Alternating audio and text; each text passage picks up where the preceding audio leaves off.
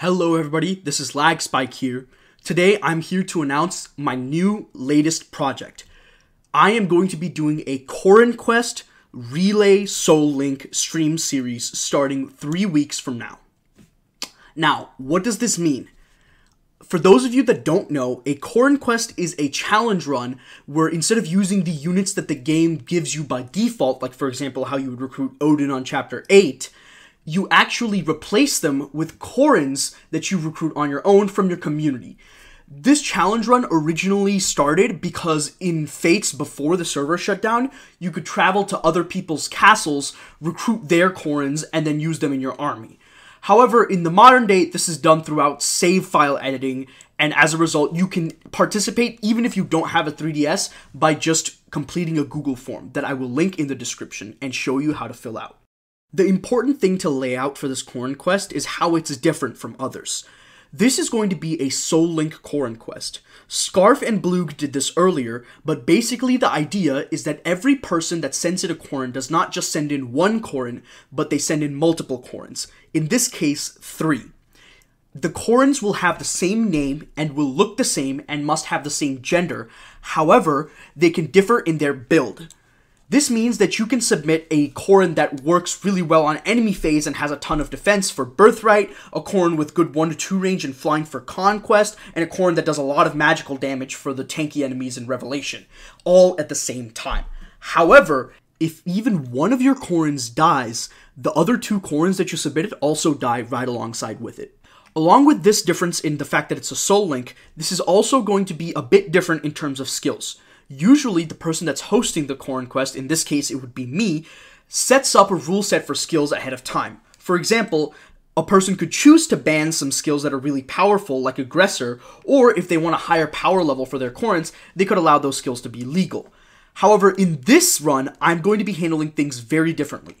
Almost every single skill in the game is legal, with a very few number of exceptions like Self-Destruct and Void Curse. That's right, folks, you can send in Corrins with skills that you normally can't even use in-game, like Inevitable End, Resist Status, Immune Status, Bold Stance, Winged Shield, Point Blank. In fact, you can even send in Corrins that have other units' personal skills in their skill slots. For example, if I wanted my Corrin to do really well when paired with a female unit, I could give him Sisterhood, which is Soleil's personal, which allows your Corrin to deal +2 damage and take 2 less damage when paired with a female unit. Anything you can think of, you can send it in, as long as what you're thinking of does not involve Staff Savant, because that's one of the few skills that are banned because they're too powerful. However, I couldn't just let all of these Corrins use these powerful skills completely free of cost. The way that it works is that I am going to give you a budget of 250 points that you can use to buy skills. Each of your Corrins must have at least 1 skill and can have up to 5 skills. What this means is that you could have a Corrin with 5 skills for Birthright and only 1 skill for Conquest and Revelation if you want your Birthright Corrin to be really good. In addition, the budget is spent on skills, and the more powerful a skill is, the more expensive it is. For example, a skill that's pretty weak, like Arthur's personal, Misfortunate, is only worth 5 points, but a really powerful skill like Trample, Paragon, Immune Status, or Gale Force is worth a grand total of 150 points, which is the most that a skill can be worth. I am going to be streaming 1 time a week every single week after this run starts, and every single week I'm going to have a different set of guests. I will always be playing Revelation, but the people playing Birthright and the people playing Conquest will rotate every single week. I hope you guys are really excited to see some of your favorite content creators out there on the big screen alongside me. I think that pretty much covers it for the rule set. The last part of this video is footage of me going through the Google form and filling it out so I can send in a set of 3 Corrins. This will help you guys understand how to send in Corrins and what each of the parts of the form mean. Alright, let's get started. I'm going to be making a Corrin based on a character from a game that I've played recently because that's usually what I do. I'm just going to be sending this Corrin in. So, let's name this Corrin Date from AI the Somnium Files. This Corrin will be male, and for the rest of these, if you notice here, there's a link right here, serenusforest.app/kamui. You can create a Corrin right here, and it'll tell you these numbers right here. So, this is what I want my Corrin to be. He's pretty tall. I like phase 2. Let's go with, that's pretty long here. That's kind of god-awful, but I think the best we got. No, it's like a little bit... Oh, hold up. Yeah, it could be worse. Date's got slightly whiter hair. So, actually, don't ignore the hair color for now. You don't have to worry about that. You can pick a hair color, but it's not going to ask you that. So, the only thing you can also pick a facial feature, which I'm going to be picking an eye patch. It's going to be a white eye patch. And then, keep track of this. So, it says male build 2. So, right here, male build 2, face 2, hair 6, and facial feature 11. Facial feature 11. Now, I'm going to show you how to do the female corn hair clips thing, even though this is not going to be a female corn. So if I have a female corn and I want to give her a hair clip, I would just go here, hair clip 1, 2, 3, 4, 5. And if you have a female corn but you don't want to give her a hair clip, you would just put none still. So that's how you'd handle it. For me, because it's a male corn, I would have to send 0. Remember that if you send in an invalid corn, like for example, you send a male corn with a hair clip, it will be discarded. As for voice, the voice doesn't really matter. The voice, you can have it be 1, which is young, 3, which is old, or 2, which is in the middle. I'm just going to choose in the middle. Now, this is hair color. So for hair color, we are going to be using hex values. You're going to click on this link, and we're going to look for a hair color that works for Date.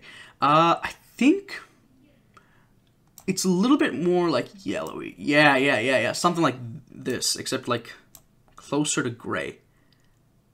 I think that's good enough for me. I'll be picking this. I'll copy paste this right here. Hex color values. If it's capitalized or not capitalized, it does not matter. I will handle that on my end. You do not have to worry about that. Next up, for boons. So, while I do like the theming of Date, he's not really a fighter, so I'm just going to be picking 3 classes that I think will work best for these games. So, step 1, for Birthright, I think I'm going to be going for a plus defense minus magic Corrin. For Conquest, I will be going plus strength minus magic.